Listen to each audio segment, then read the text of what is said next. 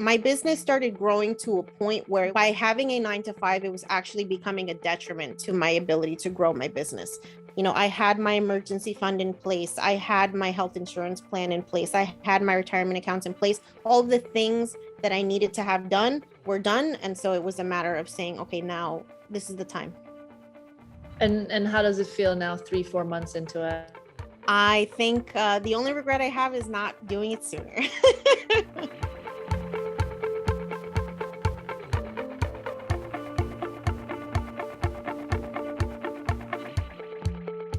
My name is Janice Torres Rodriguez. I am creator of Quiero, Dinero, a personal finance podcast for the modern Latina.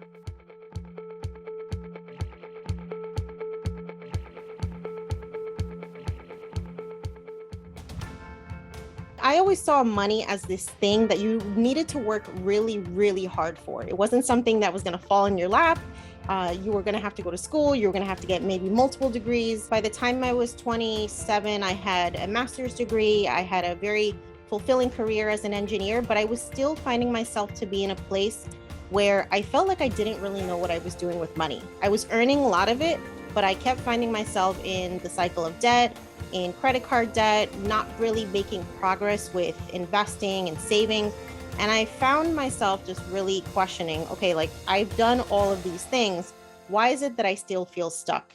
As I started to really understand that there was something missing with that education piece, it's when I started that self-education process, listening to podcasts, reading books, and really understanding that this whole thing about managing money is not something that most of us are taught. For me, food was something that I've always loved. I thought about maybe quitting my job, going to culinary school, opening a restaurant, but I realized I actually wanted freedom. I actually wanted the ability to work from anywhere, and none of those things would align with that goal. So then I discovered the online world of food blogging. Ironically enough, about 6 months after I started my food blog, I got laid off. And so I had an opportunity to spend a couple of months really pretending like, what would it be like if I turned this into a career? And I really dived into teaching myself all types of things when it comes to blogging, search engine optimization, social media marketing, food photography, all of these things. That for me was the spark that lit the flame of all the side hustles that I've been able to create since then. 8 years later, that same food blog was the way that I was actually able to quit my 9 to 5 this year, because I turned it from a hobby into a 6-figure business. When I realized that I had just tapped into now the ability to monetize this, I was hooked at that point. The first major milestone I hit was in 2016, where I made about $2,300 for that year.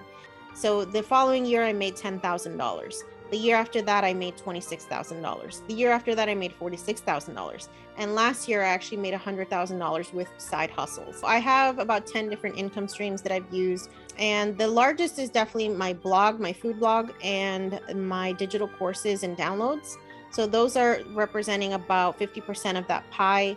And then the rest of it is made up from things like freelance writing, speaking engagements, virtual workshops, affiliate marketing, and even investing in the stock market. I consider that another income stream because I don't want to work forever, even though I love what I do. And so it's important as a business owner for me to set aside money so that I can get to a place at some point where I'm not, having to work forever. Just being able to one day wake up and say, you know what, that thing that I wanted to do, I don't feel like doing it today, and nobody's going to tell me otherwise because I don't have anybody to answer to or report to. I think it's super powerful. And the thing with entrepreneurship is that it's really opened up my eyes to our ability to earn way more money than we can in a lot of corporate jobs, right? When it comes to a 9 to 5, you are restricted by your ability to grow, based on the office politics, based on the company budget. There's so many different things that can impact your ability to earn more. But as an entrepreneur, honestly, like your earning potential is limitless. And I just want people to understand that even if they don't want to own a business and be a full-time entrepreneur, you can continue to earn more money outside of your 9 to 5 just by using some of the skills that you already have, that you've grown throughout your career, and monetizing them in something that belongs only to you and not to anybody else. For me, I try to talk through the lens of a first gen Latina, the first to go to college, the first to get a master's degree, the first to make six figures, the first to own the business. Those are all very unique things that I can't rely on my parents or my grandparents to teach me about because they haven't been able to achieve those things. We are earning more than past generations. We have more access to disposable income, but we're not being equipped with the tools and the education that we need to actually make all of that progress, something that's sustainable, something that's generational.